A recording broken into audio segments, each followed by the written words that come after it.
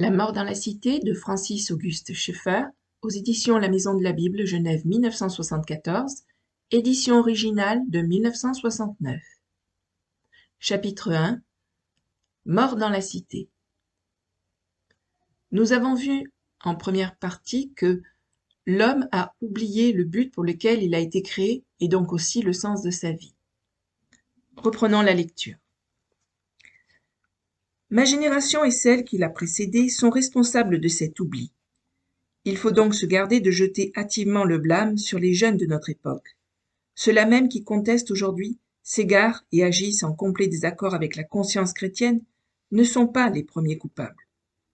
La responsabilité première de l'apostasie présente repose sur ma génération et celle qui l'a précédée. Et c'est pourquoi la religion, l'Église et même la culture n'ont à l'heure actuelle plus de sens. L'homme lui-même est mort.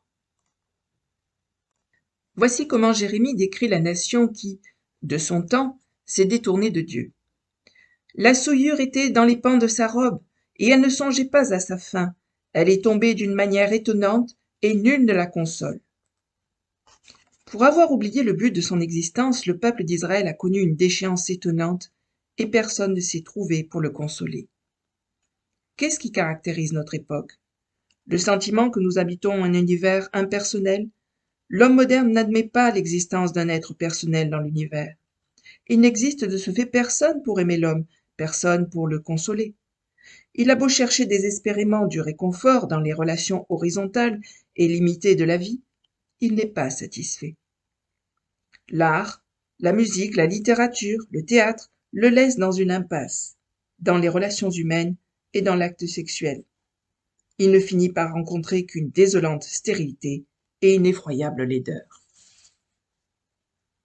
Les Israélites avaient cherché du secours en Égypte et à Babylone, mais en vain, car le vrai consolateur s'en était allé.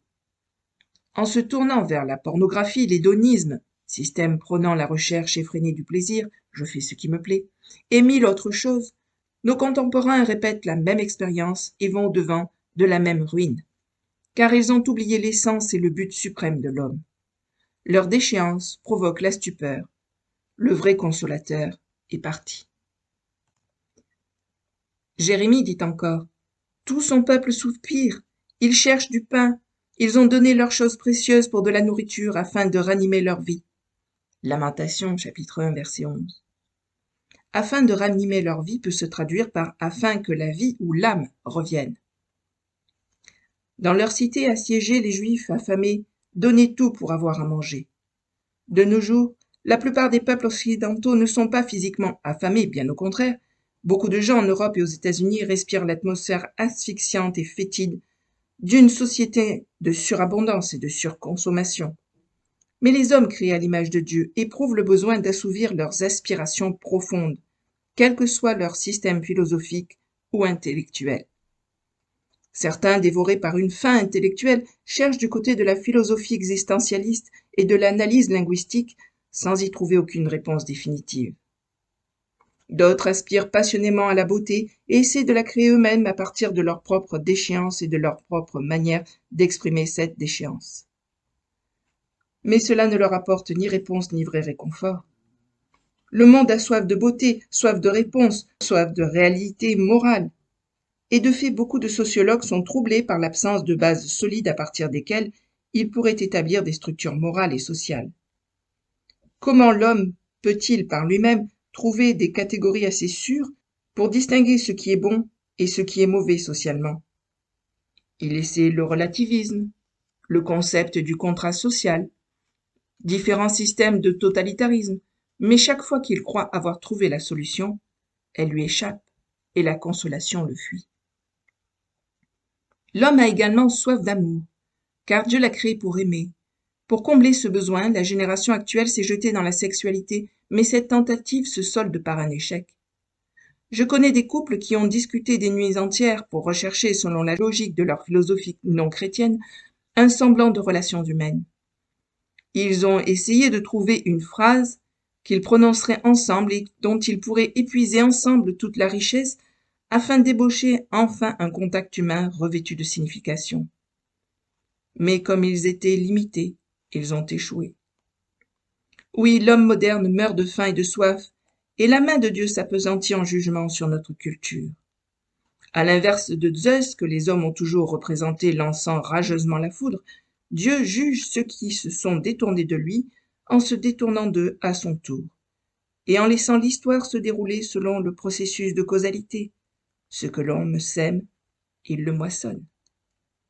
Dieu peut exécuter son jugement de deux manières différentes, soit en intervenant lui-même dans l'histoire, soit en laissant simplement tourner la roue de l'histoire.